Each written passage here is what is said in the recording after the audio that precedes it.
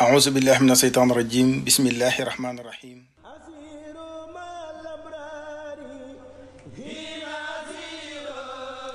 After 25 years resisting and fighting French colonial invasion in Senegal, Lat the last Senegalese armed resistance, was killed in a fierce battle at Derklé, Senegal in 1886. The death of Lat will end the armed resistance against French colonial invaders in Senegal and the beginning of a new chapter to pacify and acculturate local populations. To strengthen their power in conquered West Africa, the French colonizers established programs to acculturate and assimilate locals. To change the local population culture, traditions, and religions, hostage schools were founded to endocrine local chiefs' sons and train interprets with Western education and civilization, and further the colonizer domination of West Africa. Besides helping assimilate the offsprings of the local ruling elite, the hostage schools also helped the French prevent rebellions from local chiefs whose children were attending these Western schools. At a time when most of West Africa was under French colonial rule and armed resistance against the invader had failed, the salvation of the black people and the preservation of its cultural and religious identity will come from a holy man who was born in Béol, Senegal in 1853. Cheikh Ahmadou Bamba Khadim Rasoul, the servant of Prophet Muhammad, peace be upon him, son of Momar Anta Sali Mbacké and Sokhna Mam Diarra Bousso.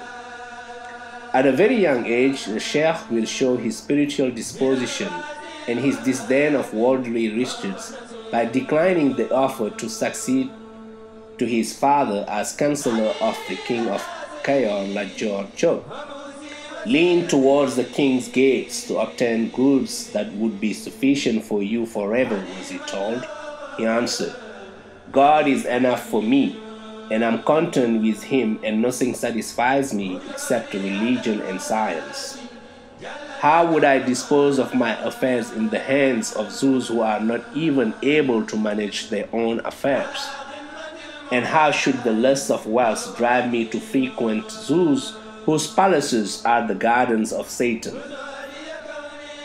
In 1888, the Cheikh founded the village of Touba, named after a tree in heaven.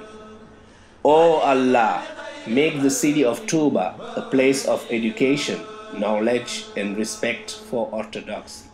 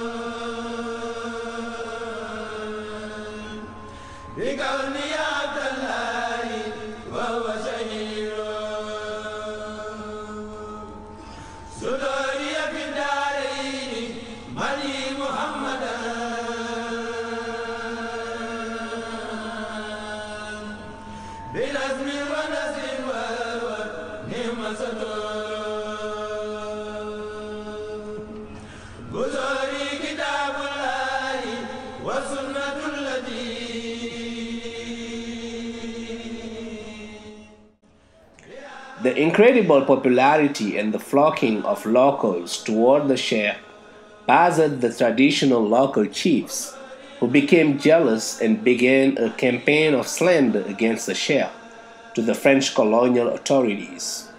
The colonizers, fearing that the holy man could raise an armed resistance force, summoned the Cheikh in May 1895 to Saint Louis, Senegal, where the colony French governor resided.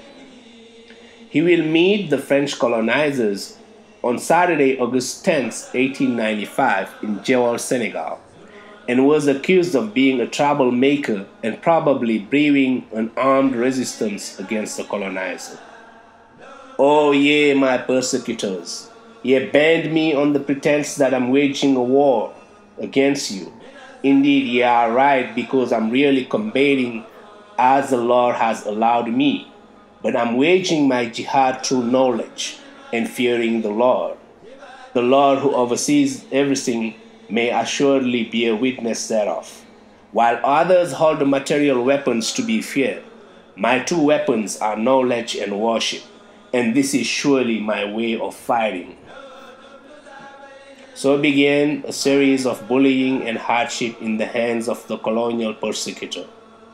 To break the Cheikh, on Thursday, September 5th, 1895, the French decided to exile him to Gabon to diminish his popularity, stop the immense influx of local people, and ultimately try to attempt to his life. History will remember that in the midst of the private council that decided to exile him to Gabon, the Cheikh professed the oneness of God in signing the document which established his exile in Gabon with the Quranic Surah Al-Ikhlas and performing his prayers. On Saturday, September 21st, 1895, the Cheikh embarked in the colonizer ship where he had to face many trials, tribulations, and attempts against his life. Forbidden to pray on the ship, and thanks to his unshakable faith, the miracle of the prayer on the sea became true. During his exile in Gabon, the holy man was confined in uninhabited hostile islands in complete solitude and inhumane conditions. This strengthened his faith in Allah the Almighty. After 7 years of exile in Gabon, on Tuesday, November 11, 1902, the Cheikh returned to Senegal. His return back home drained a lot of crowds of followers. In 1912, the colonial authority accepted that the Cheikh returns to Jurbel, his native land, with an acculturation project of the masses by the colonizer, to which the Cheikh opposed, creating many daras or Quranic schools. In Jurbel, the Cheikh was visited by followers who came from everywhere around the world. A delegation of emissaries of the Imam of Medina visited him, asking the holy man to pray for the blessed city of Prophet Muhammad, peace be upon him. Medina at that time was under siege. The authorization to build the Mosque of Touba from the French authorities was given on April 30, 1926. On July 19, 1927, the Cheikh passed away. The Murid doctrine that Sheikh Ahmadou Bamba established is characterized by absolute faith in God, the scrupulous following of Islamic principles, and hard work as a creed. Sheikh Ahmadou Bamba once professed, "Worship your Lord as you will die tomorrow, and work hard as you will never die."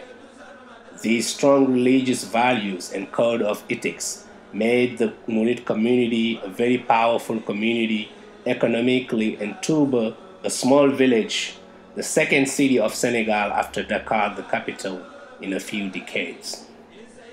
The meeting of the Cheikh and the French colonizer in Jawal, Senegal, marks the Grand Magal of Touba celebration, which is commemorated each year and attracts millions of faithful from all over the world.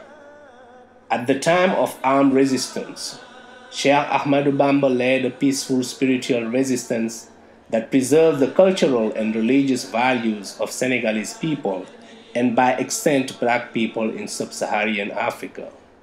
In the words of Professor Michel Kimball, author of the book Cheikh Ahmadou Bamba, a Peacemaker for Our Time, amidst the heightened state of turmoil in the world today, associated with the apparent clash between Islamic and Western cultures, the life of one Muslim peacemaker warrants recognition.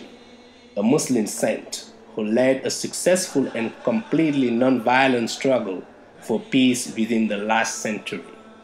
Beyond the value of Bamba's life and teachings for specific ethnic groups, he is a reminder of the adaptability and universality of the religion to different cultures and peoples through its inner tradition. Further study into the contribution of Bamba made in the cultural and spiritual revival of his people will demonstrate the significance his universal message and nonviolent struggle has for attaining peace in the world today. And Bamba believed that by traversing the spiritual path, according to the precepts of revealed religion, revealed knowledge, one gains discernment of the truth. And by this, people become empowered within and less likely to be subject to foreign domination or any kind of domination. So through his writings and teachings based on the Islamic and intellectual spiritual tradition, he and other spiritual leaders in Senegal helped bring about a cultural and spiritual revival in spite of the French presence. Cheikh Ahmadou Bamba's philosophy was inspired by the Quran and the life of the Prophet Muhammad, peace and blessings be upon him.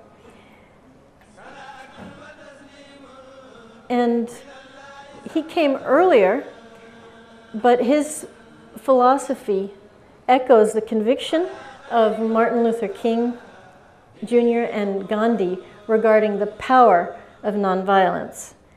Gandhi's approach directly influenced Martin Luther King, who argued that the Gandhian nonviolent philosophy provided the only morally and practically sound method open to oppressed people in their struggle for freedom. So Cheikh Ahmadou Bamba believed that he had a mandate from God to not harm anything. When the French authorities sent a spy disguised as a follower to check on him before he was exiled the first time, and because they had heard he was gathering weapons to foment rebellion, which of course was not true, he intuitively knew the spy's agenda and said, I have agreed to certain conditions with God, such that even if the Mahdi, that is the prophesied end-time redeemer of the world in Islam who comes back with the Messiah, so he says, even if the Mahdi descends on earth, I would not assist him in battle. I will not kill neither scorpion nor serpent, nor anything that is living. According to the direction I have taken, it is absolutely forbidden for me to shoot from a weapon, such that even if the Mahdi were to arrive, and if I were to take up arms, my mission would be lost.